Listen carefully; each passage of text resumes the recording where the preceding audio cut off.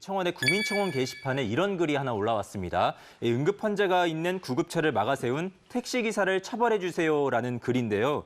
자신이 응급 환자의 아들이라고 밝힌 청원인은 지난달 8일 오후 어머니를 태우고 가던 구급차가 한 택시와 부딪힌 후에 택시기사가 주행을 가로막았고 이로 인해서 이송이 늦어져서 응급 환자였던 어머니가 끝내 숨졌다고 주장을 했습니다. 아니 이건 정말 어린아이도 아는 거잖아요. 그럼요. 구급차 안의 환자는 1분 1초가 중요한데 어떻게 이런 일이 나온 건지 우선 자세한 상황 설명부터 좀 해주시죠. 구급차 속 어머니는 3년간 암투병을 해오셨다고 합니다. 그런데 이제 호흡도 제대로 하지 못하는 등 상태가 좋지 않아서 응급실로 가던 중이었는데요. 네. 응급차 운행 도중에 차선 변경을 하다가 택시와 가벼운 접촉 사고가 발생했습니다.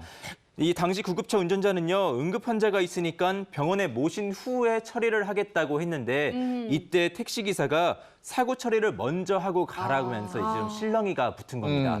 이 택시기사는요, 반말로 이렇게 말했다고 합니다.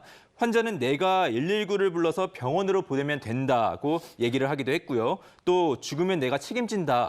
여기 응급 환자도 없는데 일부러 사이렌 켜고 빨리 가려고 하는 거 아니냐는 말까지 하면서 계속해서 이송을 지연시켰다고 합니다. 그 골든 타임이라는 거 있잖아요. 그렇죠. 아니 아무리 사고가 났다고 해도 응급 환자가 안에 있는데 어떻게? 그러면 그 어머니는 언제쯤 응급실 도착하신 거예요? 이 말다툼은요, 약 네. 10분 정도 계속해서 이어졌다고 하고요.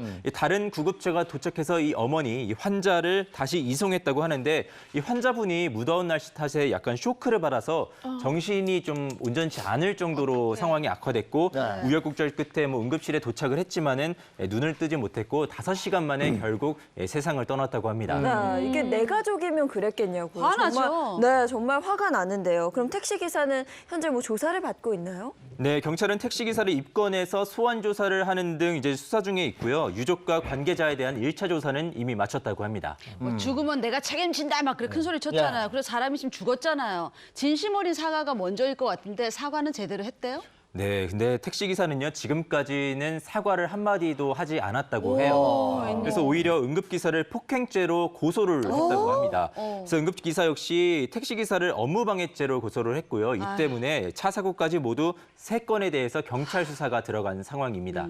지난 주말에 다들 모이면 이 얘기 했단 말이에요. 네. 그래, 맞아요. 어떻게 이럴 수가 있나 막 이랬는데 이거 법적으로 어떻게 됩니까? 저도 영상 보고 너무 화가 났는데 이 택시기사분은 이제 법적 개념이 없는 것 같아요.